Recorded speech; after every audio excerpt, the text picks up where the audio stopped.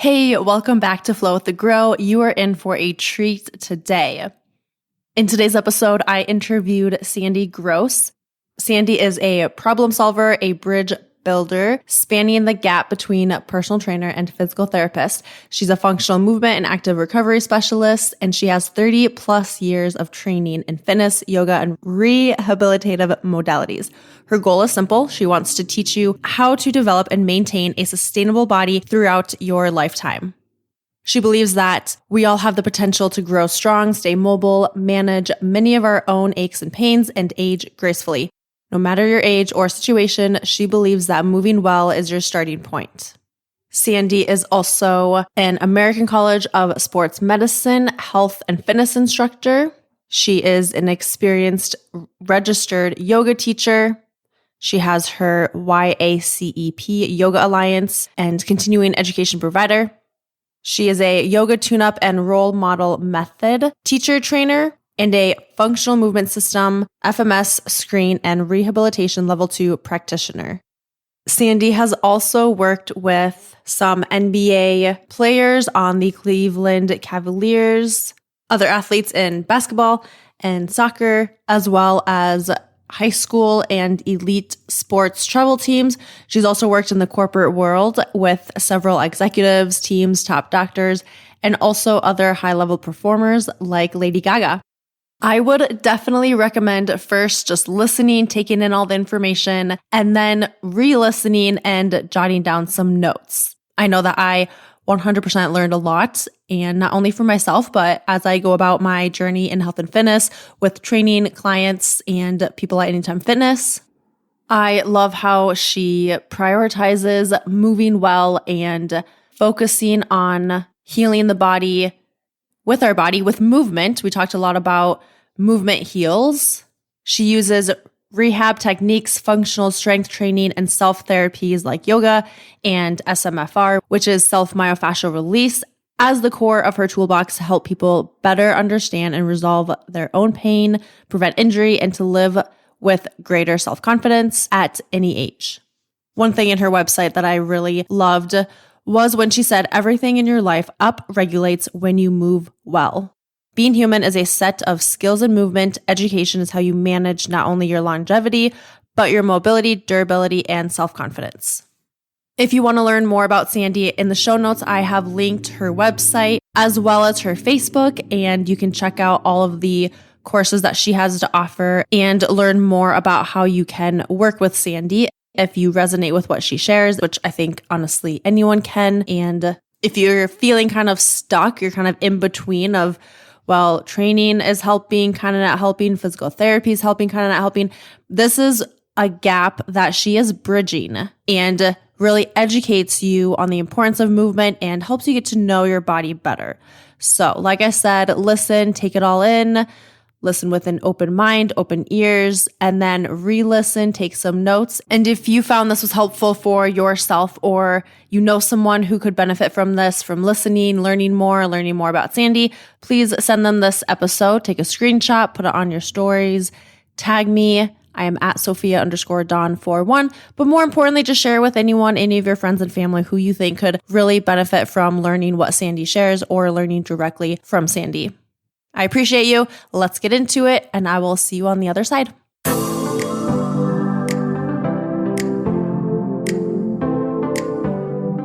Welcome to Flow with the Grow. I'm your host, Sophia, a health and fitness professional, positivity distributor, and a real-life human being with real-life challenges.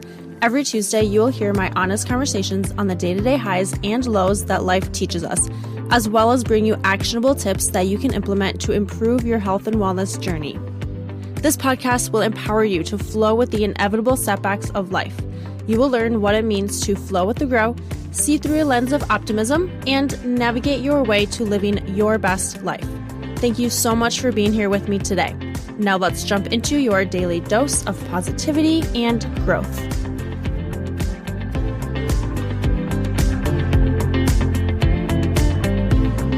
Great to see you. Great to meet you and talk. Good to meet you too, finally. It's so awesome to meet you in person. Well, kind of, I guess, virtually, but this counts. Thanks for meeting me like on a Sunday when a lot of people just like to chill and relax on Sunday. So I appreciate your time. Oh, thank you. I appreciate yours. Yeah. Where are you from now? Where do you live? I live in Cleveland, Ohio. Oh, yeah, Cleveland. Okay. Awesome. Nice. So I would just love to start by you sharing more about what you do, who you are, and kind of why you got into what you do. I would love to know more about all that. Okay. Well, my name is Sandy Gross, and my business is named Move Well Education. I'm 55 years old, and I say that proudly, soon to be 56, because I part of my message is I want all people, but especially young women, to know that they can age well and it's fun. And part of that is becoming more at home in your body, and that's sort of a piece of the why of why I do what I do. But what I really do is I put the ed in physical education. I'm sure all of us took PE in school, right? But it was mostly about play and learning sports and moving, which is great. But back when I was in school, physical education, there was more education involved. And that's sort of a lost art now. So it really does matter how you move. You really can move well.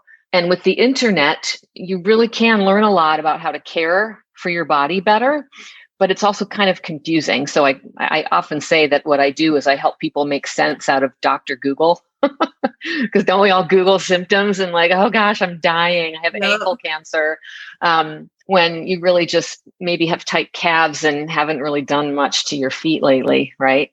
So that's part of what I do. I have found success and clients within the athletic space. Most of my clients are active in some way, athletes, whether recreational or professional. A lot of what I do looks like active recovery, yoga, personal training, physical therapy, although I'm not a physical therapist. I'm someone that helps to educate about biomechanics, moving well, and more about what you can do for yourself to not have to medicalize every ache and pain that you have, meaning you don't always have to go to the doctor when something hurts.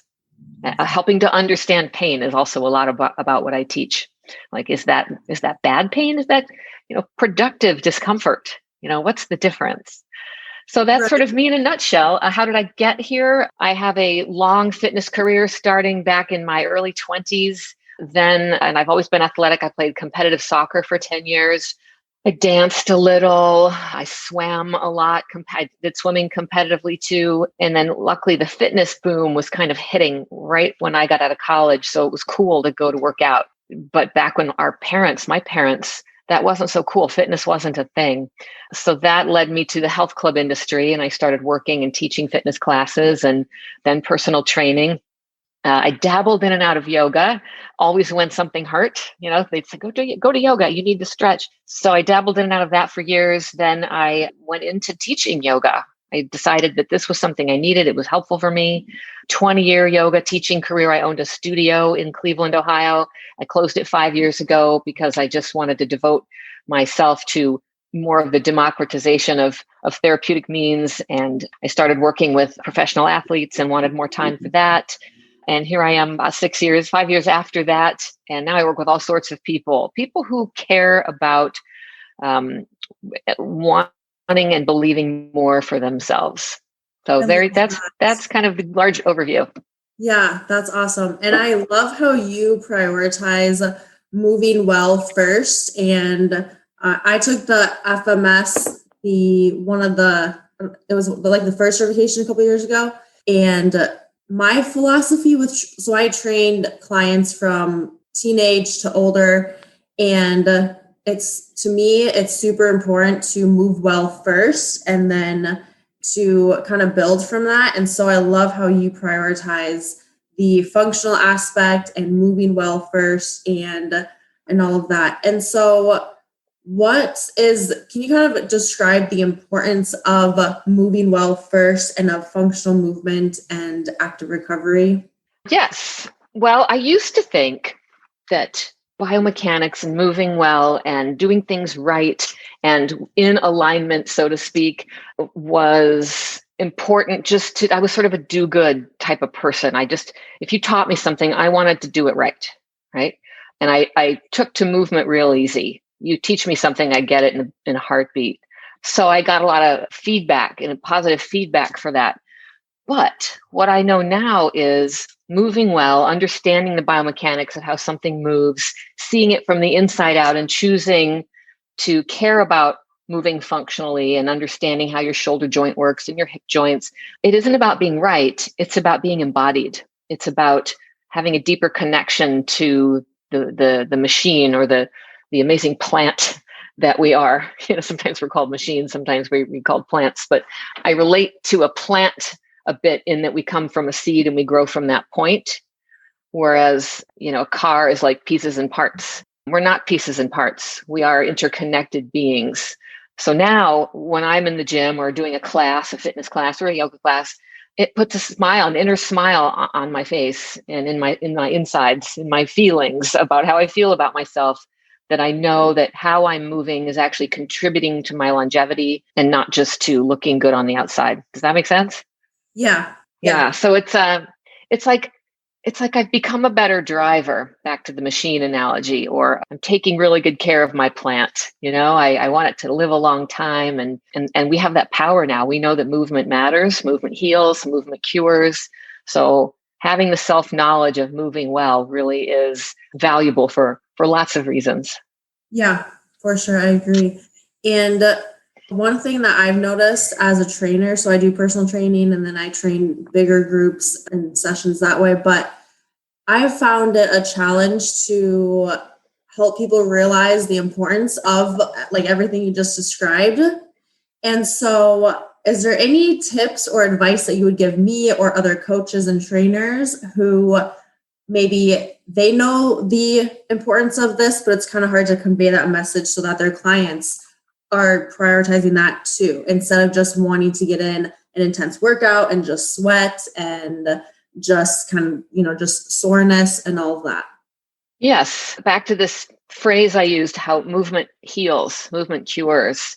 We know now that movement, active recovery is the answer rather than icing, for example. Back in the day, we were taught RICE, like rest, ice, compression, elevation. Well, that's no longer the gold standard. Many strength and conditioning coach or physical therapist worth their salt knows that is an old paradigm that is not being used at those elite levels. But active recovery is, which means movement matters, even at a small level. So for example, if you've ever gone down the physical therapy path for an injury, they get you moving, but it's much less intense than you would at a gym. They hand you a stretchy rubber band, right? That's hardly challenging at all. But what they're teaching you is that moving and strength building at a very small level is valuable. It doesn't have to hurt to work, right?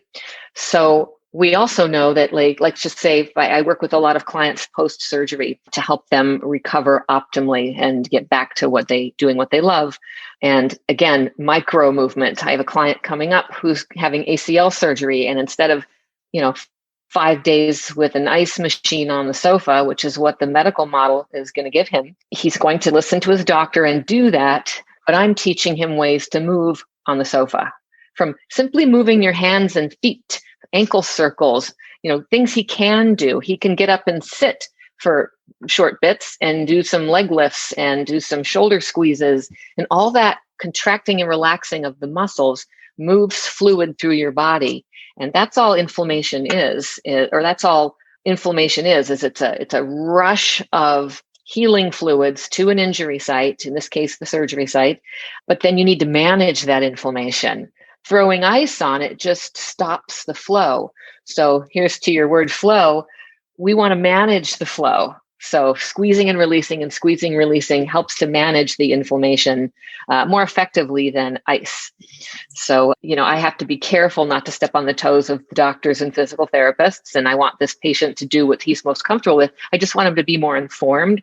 And this makes young athletes, especially any age, feel more in control of their situation. No one likes to be told to relax if you're an active person and you have to have surgery. It drives you insane. You want to do something. So this gives you something to do. So back to your original question, micro movement matters. All movement matters. Going for a walk, it doesn't have to burn calories. Move to decongest your system and to remove stuck stress in your body, which is what we call being tight sometimes. It's just lack of flow. of movement or of hydration in your body. So something as simple as finger movements to going for a walk to contracting. Like when I'm on an airplane, I'll squeeze and release my glutes just to create some movement. You're kind of confined in an airplane, so you can't really move. I'll do some ankle circles. I'll march in place. There's ways you can control your situation with micro movements. And even going to get a massage from someone else if you're hurting, that's movement. It's just passive. Somebody else is locally moving your tissues to create fluid flow. Does that all make sense? Yeah, so movement matters. Yeah. I love that. And that's something that I think anyone listening to, and for myself, can take away, like just micro movements. All movement matters. And just going for a walk or just sitting, like I love how you had the example of just sitting here, like hands, fingers, wrists, just doing circles like that. That's too something I think even if someone doesn't have an injury or isn't limited, those are things that they can do too, when they're just kind of sitting there working, whatever it is. But yeah, that's that. And when you explained about rice, like the ice, and I remember growing up too, that was the number one thing that my dad would have us do after sport games or an injury a little bit. Like we would just ice. It's kind of the norm to just be like, yep, put some ice on it, you'll be good to go. So it's really good to know that information too. And it's still the norm. I want to add one little piece there. If anyone listening to this is a parent of a school-aged athlete, and a lot of schools have athletic trainers now, they're still using ice. It's, they mean well. They're dealing with a lot of kids at once who come in complaining that they hurt. So I get it. Throw them an ice pack. It buys the trainer time. But at some schools, the trainers just are ill-informed. They think ice is actually being helpful. There's nothing more depressing than a star high school basketball player who pulls a groin muscle or tweaks something. They throw him on ice and he sits at practice with ice on him while he watches everyone else play basketball, when really he should be taught some movements to do while he's watching practice. That ice isn't helping him. But giving him something to do movement-oriented not only physically is better, it helps his brain stay in the game. He's not sitting down being told to rest and do nothing. So feel free to talk to your coaches. Call me. I'll help connect the dots with you and your coaches and provide you with information you can share with them. But coaches should not be putting kids on ice. And I love how you also mentioned about the mental piece too. So how does that play a role with all of this? Whether someone is injured, like if they have to just sit on the bench like that mental aspect, the mindset of it all, how does that play a role? Well, I'm sure lots of people listening to this can relate that when you do get injured and need to stop doing what you love for a moment or a week or a month, who knows, it's depressing because you love what you do. It's hard to rest. And that's where active recovery becomes, it's a different kind of movement, lower grades, smaller, the Dynaband in physical therapy. You need to learn what you can do. The medical model means well, but most physical therapists, I don't know of any physical therapy school that teaches you how to teach. I'm a trained teacher. You're a trained teacher. I know how to help someone learn and empower them to do something for themselves. That's important. We need to be taught that we have more control than we really think. So working with someone like me, who's an active recovery specialist, can bridge that gap between the injured person and the physical therapy model. So often physical therapy means well, it can solve problems that are beyond me, but it's not teaching the person to do things on their own as much as it should. And when you do teach someone to do something, you teach them how to fish, you teach them how to not be afraid of their body. You're not broken, you just have pulled something. Or maybe you do have a true injury and you do need to stay out of the game for a while. But what can you do physically? Because we know movement heals. Mm-hmm. Yeah. Sitting still on a bench with ice does not heal. Right. That just slows it down. Yeah. So then it also sounds like that gap between personal trainer and physical therapist is kind of just what you do of focusing on movement and what you can do to heal, like in that meantime. Yes. At the end of the day, I'm a teacher of therapeutic practices. I'm a teacher of movement. I'm a teacher of active recovery so that you can do more for yourself in those situations. What about, I hear people all the time saying they kind of use age as an excuse to why they have pain, or just kind of like they're getting older, so they have this going on, this, and this. So when someone comes to you with that, like, oh, I'm just getting older, what would you say to that person? Well, to me, aging really is just lack of movement. We know that putting some muscle on the body is what helps you stay strong and helps you age well, right? That is movement. Um, so it's often just that someone is not as educated about their body as they should be. And that's the education piece, and why my business is named Move Well Education. That sometimes, almost all the time, helping someone learn more and to respect and understand how their body works is the missing piece for them. We tend to get disconnected from our bodies and trust the outside source, the person, the teacher, the physical therapist, to know more about our bodies than we do. Like whenever I go to the Apple computer store for my computer, they're called the Genius Bar, right? Well, those people are geniuses. I'm always in awe of what they know and what I don't know about my computer. But if you've ever been to the Genius Bar or any tech support type place for your computer, they teach you how to use your computer better.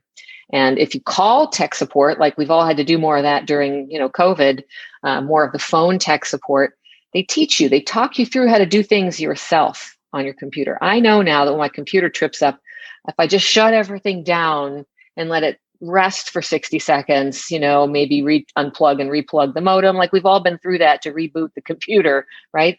This is kind of what working with someone like me is like.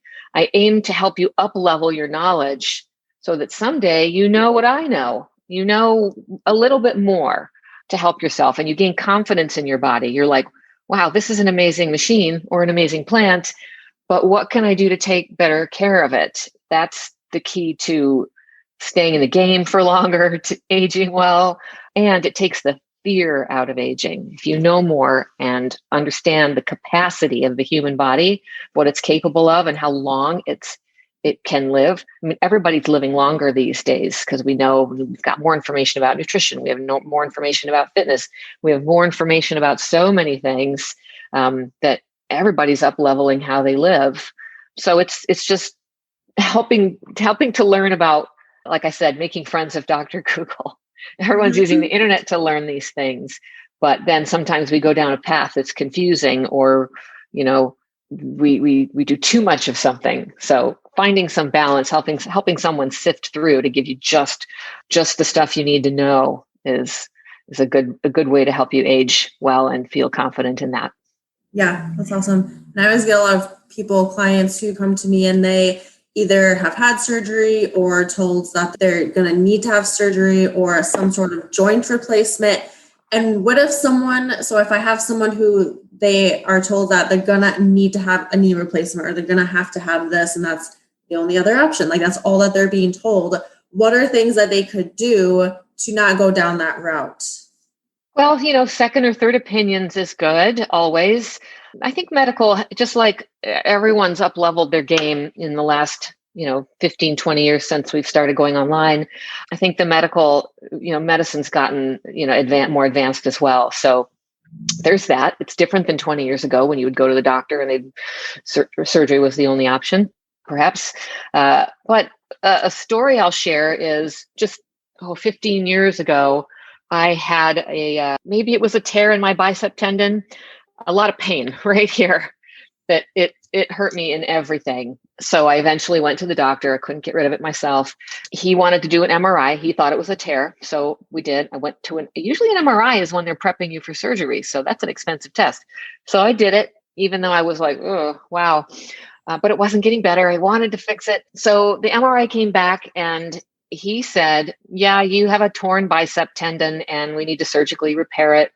And you can schedule that whenever you want. And I said, well, can I go to physical therapy first? He says, you can, but you're going to be back here in 6 weeks needing this surgery.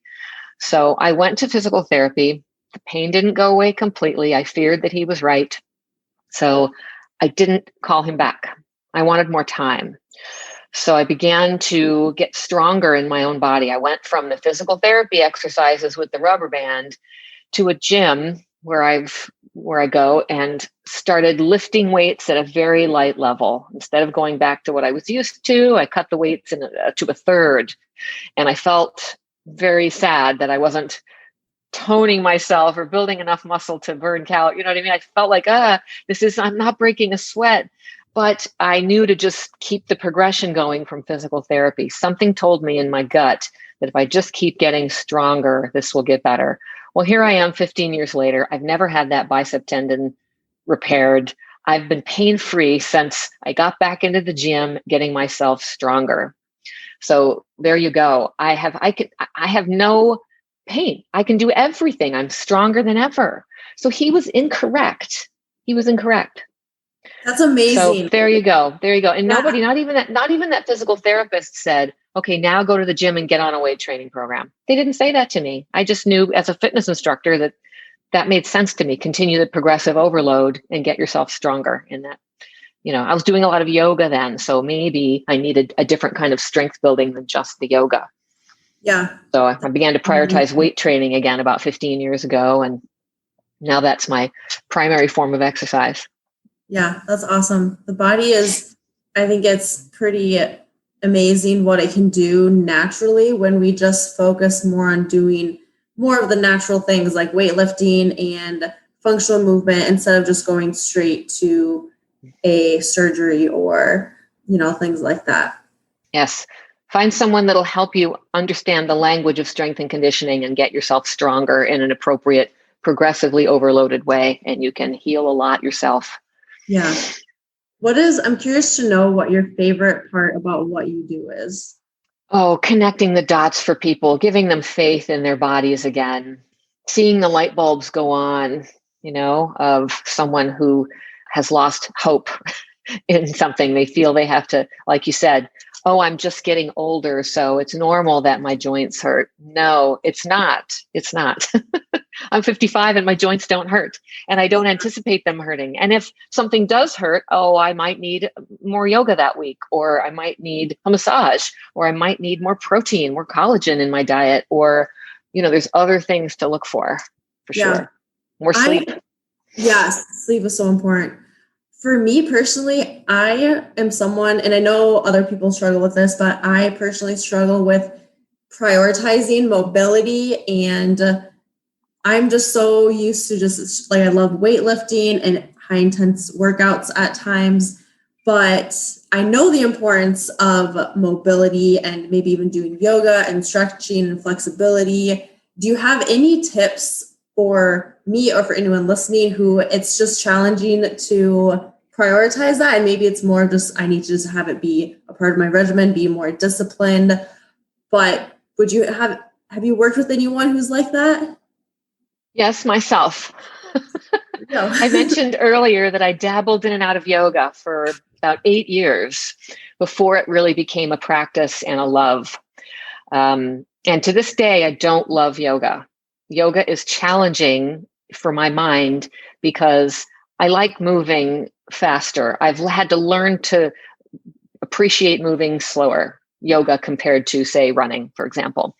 But all movement matters, and you have to have a variety. You can't just go hard and then rest on the sofa. I mean, you can, but I wouldn't recommend it because we know movement heals. Active recovery is the answer.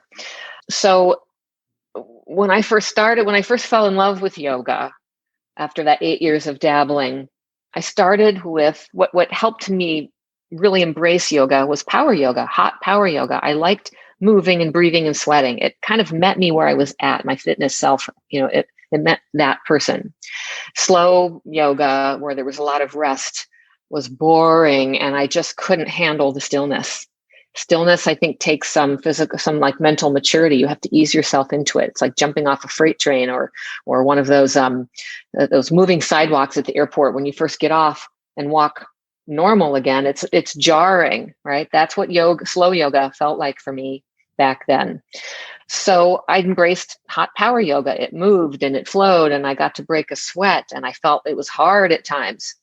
But I very quickly, like within the first year, realized this was kind of just feeding qualities in me that didn't need to be fed. It was feeding my competitive nature. It was feeding my aggressiveness in my body and my ways of moving. And I had really gone to yoga for ways to learn how to stretch and recover from workouts. So then I started to embrace slower flowing yoga and all the way to meditation. It took many years to appreciate those things. But once you start to get a taste of moving slower, it's a maturity that you go through. I started this in my 20s, and then now here I am in my 50s, and I now value fast movement, slow movement, no movement. I think it's important to develop and cultivate a taste for all the ways of moving, right? Yeah, I agree. But be patient with yourself and know when you're doing something. That's what's so great about yoga, is that you're invited to watch your mind in these things. That's really the practice. So you notice the uncomfortableness in the slow parts of yoga. That's what I did. I started to go, here's the magic. I'm noticing that the slow parts are hard for me, but yet I'm here to slow down. So breathe, right? Go into the difficult moment and take a deep breath. For me, the moving part was easy. It met my busy self where I was at. It was the slowness that was hard, but I knew there was magic in that for me, for sure. Yeah, I love how you said that. And I love how you said you to appreciate and embrace the slow movement. And I also love that you said you started that maybe in your 20s, and then now you're in your 50s, and you've come to really have value in that and appreciate that. Because I think that with anything we do, it takes time. It takes years and years, like a lifetime of it. So I like how you pointed that out. It's not just a month, a year, 2 years. Like, it's really this long process. That takes a while. So and fitness people, be it trainers, coaches, or participants, need to understand that the body isn't just your muscles. Your fitness body is also your nerves. And that's really what yoga addresses, the nervous system.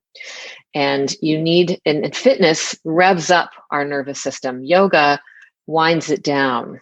And depending on, fast power yoga, or, that's going to be more like fitness, right? But you have to give your nervous system, you have to give it both, right? You need to challenge yourself in order to grow strong, but you need to slow yourself down so your rest, your sleep can be high quality and dense. If you're just always doing fitness and then collapsing on the sofa, there's no active recovery in there. Active recovery are life skills of being able to manage stress. So it isn't just for for fitness recovery. It's also for managing mental health, right? We can learn to talk ourselves down off of a ledge or out of some anxiety.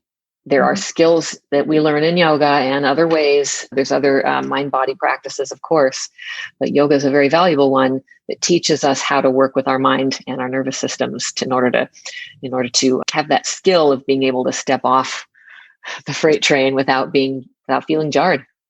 Right. And that's definitely one aspect of health and wellness and fitness that people just don't look at or prioritize a lot, is the nervous system part. So I love that you said that, how you described that, the nervous system, and then day-to-day life, mental health, all of that.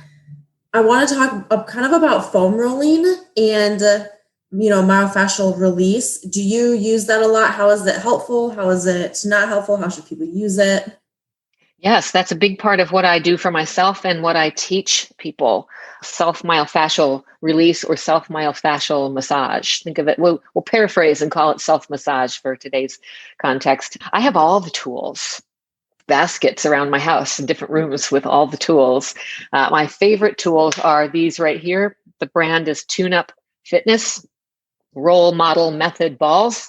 You can get them on Amazon, on my website, several places. You maybe can link in your show notes here for those. They're inexpensive, they're portable, they're grippy, rubber, pliable, and they're just a superior tool to a foam roll. It's hard to travel with a foam roll. Also, the foam roll doesn't really create shear or local stretch on the surface, whereas this rubber grippy ball mimics more of the hand of a masseuse. And when I twist this on my skin surface, you can see a micro stretch happening underneath the ball through my skin. So foam rollers don't do that. Tennis balls don't do that. They slip, right? So let's see, what else can I say about that? Once again, working with the nervous system.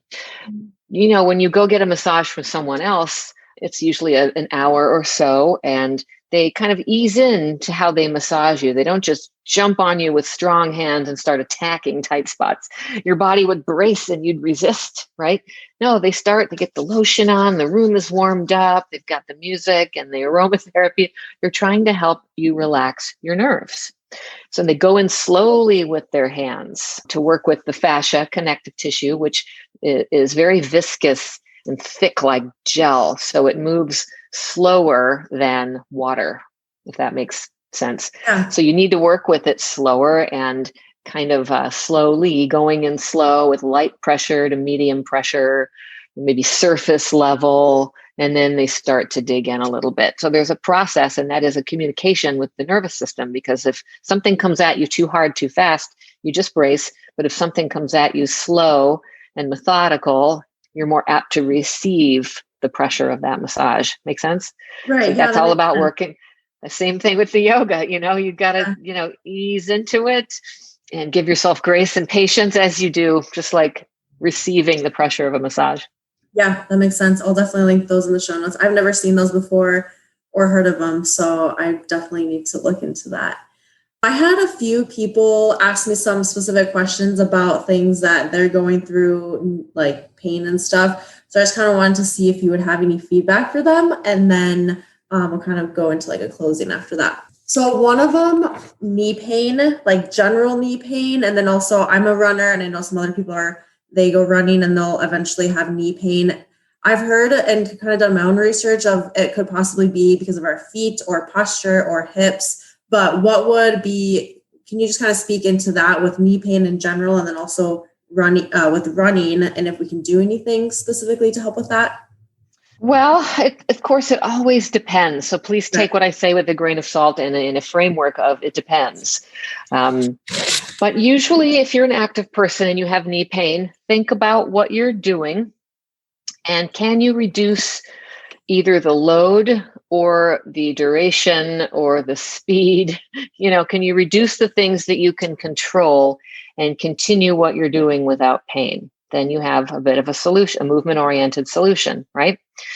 If reducing the load or the speed or the endurance or the things I just mentioned doesn't change, can you reduce more? In other words, can you walk instead of run? Can you cycle instead of run? Can you do yoga instead of run? Don't stop moving. Just change what you do for a short bit. You need a variety of movement options in your toolbox, especially you runners. I know you like to run and you don't like to do anything else, but your body needs movement variety. You wouldn't just brush one of your teeth over and over again. You brush all of your teeth, right? Your body's the same way. So when your knee hurts from, say, running, shift gears and go lift weights for your upper body. All of your teeth, all of your joints need attention. So there's that. If none of that works, you might need an x-ray. You might just need a good massage. You might need an appointment with someone like me who can help you figure out what's more specifically causing the knee pain. A physical therapist is not going to take an educational approach like someone like me. You'll spend a full hour with me, whereas a physical therapist, you're going to go for 20 minutes twice a week. Whereas each session of mine is at least an hour. In the beginning, we have to front load with some education first before we get into the personal training aspect of it. So how's that? Is that good? Also learn how to use these massage balls. Maybe you just have tight quads, or maybe your calves are tight, or your feet need a massage. Yep. Often working up and downstream from the knee can feed slack to the knee, and you might have your problem go away in a hurry. That didn't need a doctor. That didn't need Advil. That didn't need a physical therapist, right? 98% of what's going on is probably a movement-related problem. Right. It does not need to be medicalized. Yep, that makes sense. Those are statistics from physical therapists, by the way. That's from the medical community. Wow. What about shin splints? I know some people struggle with that, but is there something they can do to help with that, or anything with shin splints? Yes, that's usually a progression issue. This is the spring, and I know people might be starting to ramp up running, but you've got to ramp up slowly, especially the older you get. Walk, jog, walk, jog, run, you can Google a tiered running strategy to get going. Check your shoes, make sure you've got some skill behind how you run. You can use your hands to massage your shin. I'm doing this. Imagine I have my knee up here and I'm below my knee, and I'm kind of using my hands to do some self massage on my shins before and after my run. Some tibia lifts. There's a new product on the market called a tib bar, that allows you to add a dumbbell to the tibia bar. You lace your feet in it and you do some extensions, strengthening your tibias. You don't necessarily need that bar, but people that do a lot of jumping and running tend to find adding more load through that tibia bar to be beneficial. I think it's much more of a progression issue. So back off, massage, go back to, back off that load and speed and duration idea. What about, so someone had asked about low back pain. So if there's anything they could do to strengthen low back pain, or if there's anything they can do just to help with the back pain? Yes, as always, it depends. So let's put that framework over it. Strengthen your glutes. And you've heard to strengthen your core, all of that. Think of your low back as this spot in between your glutes and your core. So if you strengthen your core and strengthen your glutes, and I think of the glutes as the backside of your core, you'll do your back a lot of good. Also, learn yoga. Find a yoga practice that you can do once or twice a week when you're going through back pain, and pay attention to what feels helpful and stay away from what feels hurtful. It's quite simple. Yeah. Your body has a lot of wisdom. It'll give you pain as information. It's a language that's describing to you to do more or less, right? Less pain means go ahead, do more. Pain means back off. Yep, right? Exactly. Be a good partner with your body. Pain is your language of understanding. Mm-hmm. Awesome. What about, so just a couple others, exercises for tight hips, and this, I think yoga would definitely help with this, but if someone has tight hips, is there any other things they can do? Well, it depends. Okay, so first off, of course, stretching. Why stretching works, and I consider self-massage with balls stretching, when you pair it with deep breaths, that disarms the nervous system from any chronic holding or what we call tightness, and helps your body reduce the grip or the tension in that area. So if you're going to do any stretching at all, don't just force your hip into a stretch. Go easy and take some deep breaths. That's the beauty of yoga, right? On the flip side of that, sometimes hip tension means that you could be overstretching. I see this a lot in the yoga community. They come to me with hip pain and they've been overstretching. So I teach them how to strengthen their glutes, and I can do a handful of. I can coach someone through some movements to determine if I think they need strengthening or stretching. And usually in the yoga space, yogis are pretty stretchy and they need to strengthen more. Mm-hmm. That was certainly the case for me. I had a little bit of hip pain for a while years ago, and getting to strengthen my glutes more took that pain away. Not more stretching. Awesome. So this last one is a little bit more specific. I'm sure it still depends again, but she said that, so she has problems with her hip and knee, and her specialist says it's the muscle that connects the two joints, and it's those muscles that bother her. And they flare up, and then it kind of limits her from exercising the way that she wants to. So I think this is someone who would definitely benefit from coming directly to you. But is there anything else that you can speak on about that? Well, there's a handful of muscles that cross over both joints. So I'm wondering if she was told which one or ones are the culprits. Are we talking quadricep muscles? There's two that cross over the knee and the hip. There's hamstrings that attach at the hip and cross over the knee. So front and back of the leg and hip. I would need to know more to speak to that. But you're right. That's a case where movement education would be helpful for someone like that. And that's, again, what the doctors don't prioritize. That's not what they're trained in, frankly. They're there to find real hard stuff that I can't figure out. Like a torn something, right? That's beyond my scope of practice. So it sounds like she's got some overtension in certain areas, or maybe even some undertension, and that's what I help people figure out and solve. So have her look into movement education. I'm wondering if this person is active already, doing some basic movements in the gym, like leg extension and leg curls might be something good for her. And when done at a lower weight with breath, They act as a stretch and a strengthening agent. So she just might need some movement around both joints. Right. Okay. Well, I'm going to send her like directly to you because I think she really could use that. So before I go into my very last question, where can people go to learn more about you and what you do, and where can they connect with you and get like any help and information from you? Well, there's a handful of ways I'm glad to have available for people now. Again, my business is called Move Well Education. My website is movewelled.com. And from there, you'll see a whole host of ways of working with me. The least expensive way is through my virtual studio, where I teach some weekly classes for I think it's $40 a month.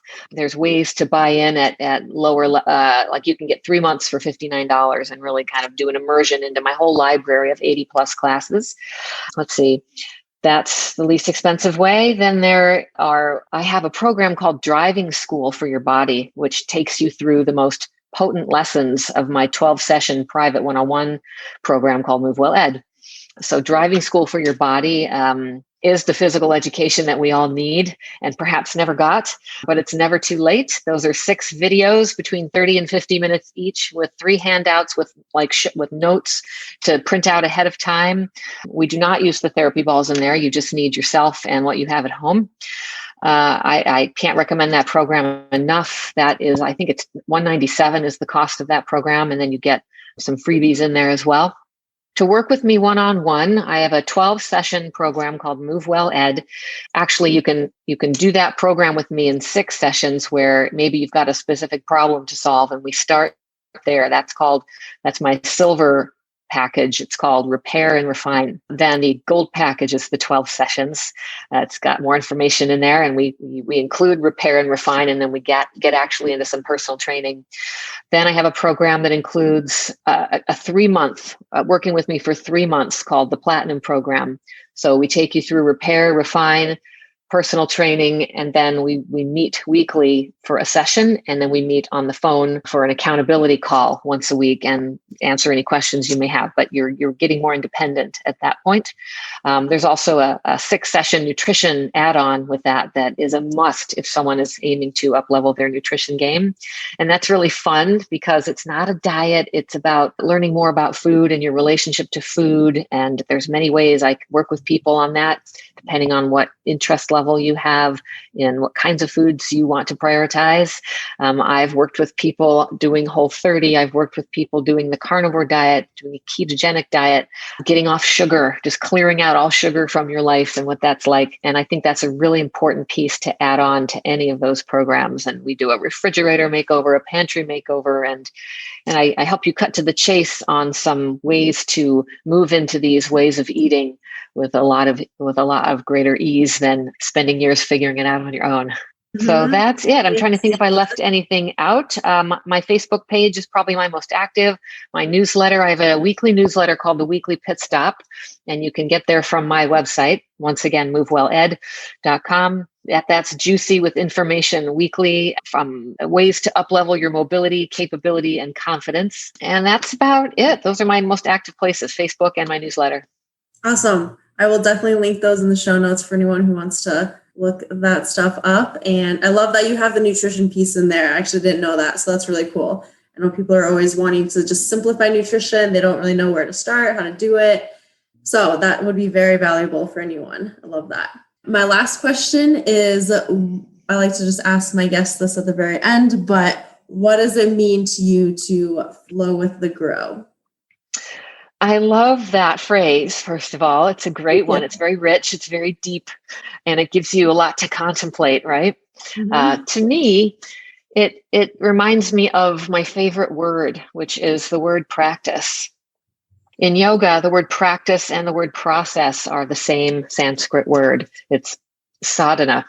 And it basically means that growing is a practice. So that reminds me a lot of your phrase, meaning that you're learning, you're flowing, and you don't have to be perfect. Learning and growing along the way is the way. Yes. So that's what it means to me. Love it. Thank you for sharing that. Yeah, I agree. I'm definitely going to re-listen to this. I learned a lot from you today. And so thank you. Thank you for your time. I appreciate it. I will probably reconnect with you again to make sure I got all the links and stuff. And thank you so much. I really appreciate it.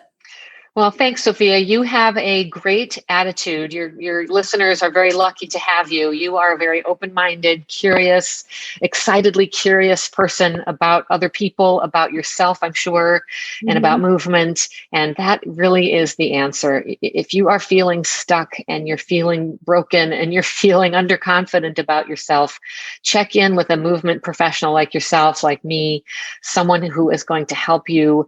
Instead of saying no, finding the yes in what you can do. So nice job to you. Thank you for having me. Thank you so much. Okay, well, we will chat soon. Have a great rest of your Sunday as well. Okay. Thank you, Sophia. Thanks. Bye, everyone.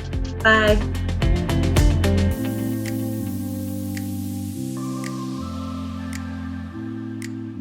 Wow. Well, I hope you learned a lot from this episode with Sandy, or at least a couple things that you can take away and apply to your life. And I really do hope this kind of shifts your perspective and maybe strengthens a perspective on moving your body well, on moving functionally, on the importance of mobility, and even appreciating and embracing slowing down movement. After listening to it a couple times, I actually heard a lot of things that I hadn't heard the first and second time. So I really highly recommend going back and re-listening to this. I know one big takeaway that really stuck out to me was that fitness is not just the physical aspect, which I knew before, but she mentioned the nervous system. She said the body isn't just your muscles. Your fitness body is also your nerves. And I really thought that was a powerful perspective and something that I'm going to always remember and continue to think about. And I also love the analogy she used with teeth. We don't just brush one, right? We brush all the teeth and they all need attention. And the same is true with our bodies. All of our joints and muscles need attention.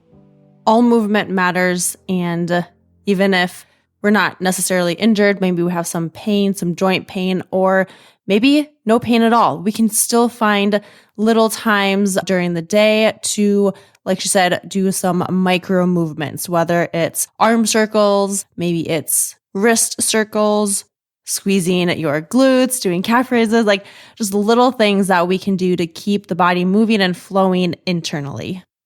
Movement heals. Movement is the way to longevity. Again, if you found anything helpful in this, or maybe someone else can benefit from Sandy, what she has shared on today's episode, make sure to share this with them. And I have also linked in the show notes her website and all the things so you can get connected to her and learn more about how you can even work with Sandy. I appreciate you. Thank you for listening. And as always, have a great rest of your day, night, week, weekend. Bye for now.